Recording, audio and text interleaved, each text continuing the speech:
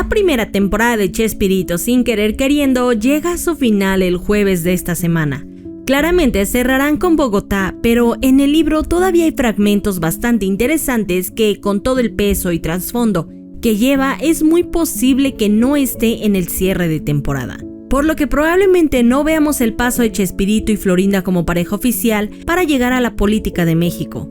La muerte de dos personajes muy importantes en la vida de Roberto, su paso como director de Televicine gracias al chanfle y la creación de algunas de las películas más emblemáticas fuera del cine de comedia, adentrándose a la parte dramática. En fragmentos de su libro, Roberto relata cómo a inicios de 1996, Emilio Azcárraga le ofreció asumir el puesto de director general de Televicine, la filial cinematográfica de Televisa. Esta propuesta lo tomó por sorpresa, ya que él nunca se consideró productor ni administrador. Aunque Azcárraga elogió su trayectoria como el autor de las películas más exitosas de la empresa y como figura destacada en televisión y teatro, Chespirito insistió en que la producción real de sus programas estaba en manos de Florinda Mesa y su hermano Horacio. Pese a sus dudas, aceptó el reto al saber que no tendría que encargarse de la administración, sino únicamente de aprobar o rechazar proyectos cinematográficos. Así comenzó una nueva etapa en su carrera, enfrentándose a un entorno desconocido y a un primer obstáculo: una pila de guiones comprados antes de su llegada que, a su parecer, carecían de calidad y podrían incluso estar ligados a decisiones dudosas o sin criterio artístico. Aún así, el reto estaba planeado y Chespirito debía demostrar si su juicio era más certero que el de sus antecesores. Roberto enfrentó su primer gran reto: revisar un conjunto de guiones previamente adquiridos por la empresa. Aunque al principio creyó que todos eran desechables, encontró algunos con potencial y contó con el apoyo clave de Pablo Martínez de Velasco, experto en producción cinematográfica y su colaborador más cercano durante esta etapa. Sorprendentemente, ambos coincidieron en casi el 90% de los proyectos que consideraban rescatables. Conscientes de que el cine mexicano atravesaba una crisis profunda, tanto en calidad como en cantidad de producciones, comenzaron a trabajar con entusiasmo, sabiendo que se enfrentaban a un panorama dominado por Hollywood. Aunque Roberto reconoce que este no era el único problema, decide centrarse en narrar sus experiencias concretas como productor. Sin embargo, el siguiente proyecto, Elisa antes del fin del mundo, fue un gran éxito, dirigida por Juan Antonio de la Riva y protagonizado por la joven Sherlyn Imanol y Susana Zabaleta.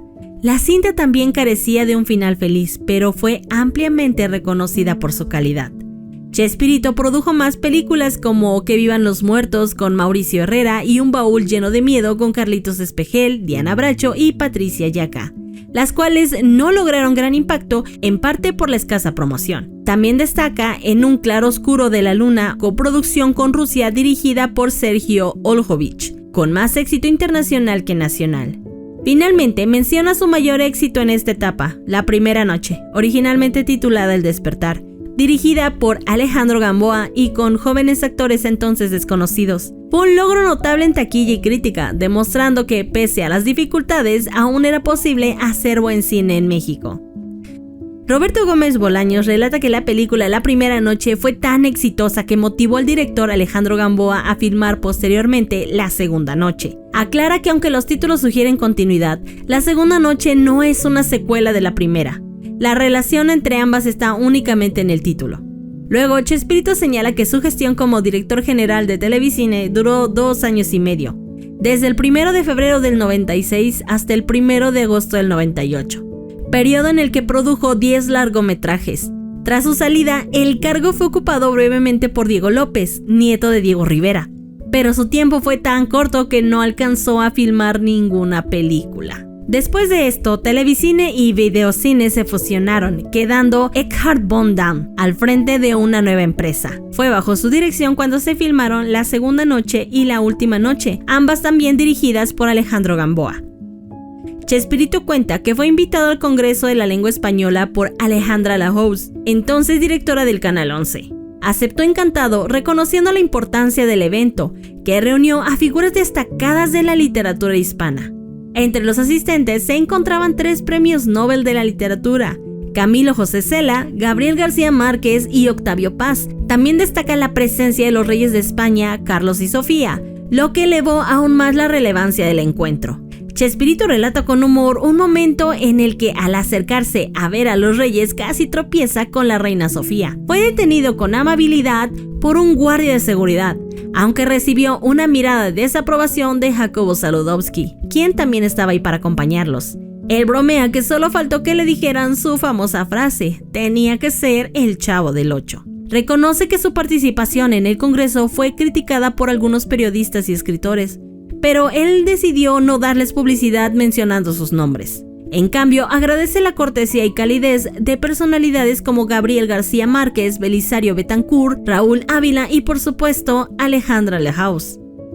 Chespirito relata que mientras estaba en la gira con la obra 11 y 12 recibió la triste noticia del fallecimiento de Emilio Azcárraga, a quien describe como un amigo entrañable, un jefe excepcional y un firme defensor de lo mexicano. Destaca que Azcárraga fue un hombre que creó empleos, generó inversión y promovió el arte, el deporte y la cultura. Apoyó figuras como María Félix, Hugo Sánchez, Jacobo Zabludovsky, Plácido Domingo, Octavio Paz y Enrique Krause. Donó museos, fundaciones y becas educativas. Chespirito reconoce que a pesar de sus logros, Emilio generó envidia y enemigos, los cuales suelen desestimar su legado con desdén. También defiende públicamente una frase polémica atribuida a Azcárraga: los mexicanos están jodidos, afirmando que no fue una expresión peyorativa, sino una muestra de dolor y frustración por la situación del país, algo que él mismo presenció. Finalmente, expresa que Azcárraga se sentía decepcionado por el partido PRI, partido al que había apoyado en el pasado, temiendo incluso que fabricara su propio fin. Él hace un cierre reflexionando que si México tuviera 20 o 30 personas como Emilio Azcárraga, el país habría avanzado muchísimo, aunque reconoce que es mucho pedir. Afirma que su hijo, Emilio Azcárraga Gin, había tomado el control del consorcio con firmeza y ya llevaba más de 8 años al frente cuando escribieron estas líneas. El domingo 21 de noviembre de 1999 por la mañana, Roberto estaba en su cama leyendo el periódico. Esperaba con tranquilidad que dieran las 12 del día, hora en la que transmitían por televisión de manera simultánea todos los partidos de la última jornada del campeonato de fútbol. Más tarde sabría que su hermano Horacio también esperaba lo mismo desde su casa. Mientras seguía leyendo tranquilo, acostado en la cama, sonó el teléfono como de costumbre. Fue Florinda quien se apresuró a contestar. Al descolgar, exclamó con sorpresa y alegría: «Vicky, qué milagro». Ambos sabían que solo podía ser una persona, Vicky, la hija mayor de Horacio. Pero la alegría duró apenas un segundo. Lo siguiente que escuchó Roberto fue un sonido entrecortado, una aspiración que solo aparece cuando alguien ha recibido una noticia profundamente dolorosa. Y sin necesidad de que Florinda dijera más, él lo supo de inmediato. Su hermano Horacio había fallecido. «Robert, tienes que ser fuerte», le dijo Florinda con la voz quebrada por el dolor.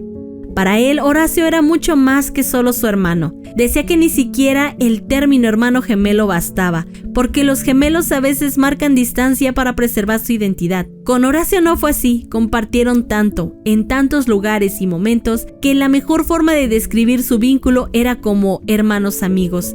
Y eso, decía Chespirito, vale más de lo que muchos entienden. Tanto Horacio como Paco, su hermano mayor, fueron sus mejores amigos, pero el dolor no terminaba ahí. 9 meses después también falleció Paco.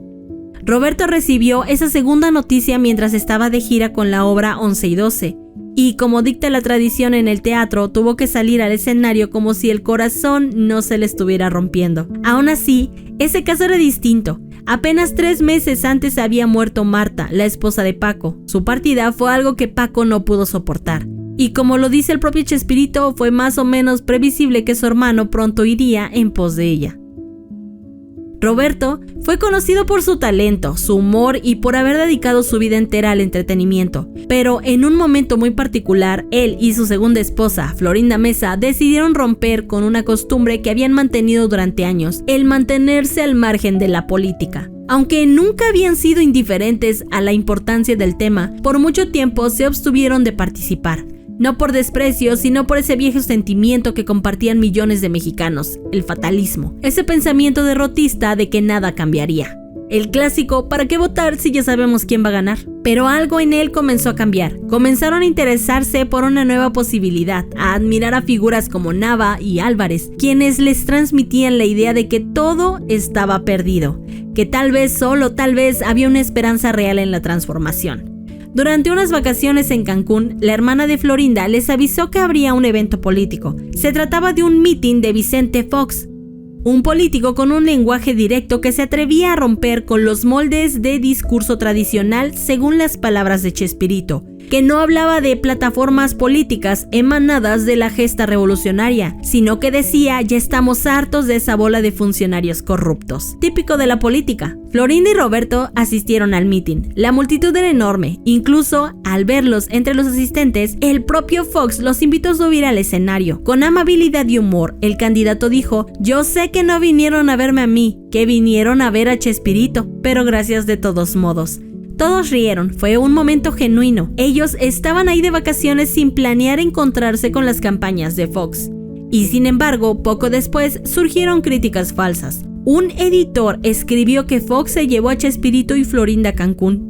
Más adelante, otro comentarista insinuó por radio que los habían hospedado con lujos del gobierno y que viajaban en avión presidencial. Chespirito lo desmintió claramente. No conocían ningún transporte oficial. Su viaje fue pagado por la Universidad de Sonora, donde él había sido invitado a dar una conferencia. Intentaron llamar a la estación de radio para aclararlo, pero el locutor, al darse cuenta de quién hablaba, fingió que la llamada se había cortado. Más allá de estas falsas acusaciones, según Roberto, él y Florinda tomaron una decisión: aportar su pequeño granito de arena. Grabaron un par de mensajes breves para televisión y radio donde simplemente decían que apoyarían a Vicente Fox en las elecciones del 2 de julio del 2000. Aunque pensaban que sería algo pequeño, los comentarios positivos de la gente no se hicieron esperar.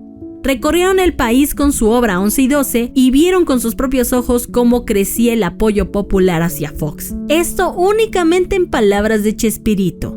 Y con esta reflexión en su libro, con ese final feliz como en sus obras, decidió cerrar su libro, porque como dice él mismo, su vida ha estado dedicada a dar pequeñas dosis de felicidad, a entretener, a dar pausas de descanso, a compartir migajas de alegría. Y aunque las biografías suelen terminar con la muerte de un protagonista, Chespirito decidió terminarlo con su apoyo a Vicente Fox, y también diciendo que ahí sigue, aferrado a ese regalo sublime y maravilloso de la vida. Tú cuéntame, ¿realmente crees que de esta manera vaya a cerrar la temporada? Házmelo saber en la caja de comentarios.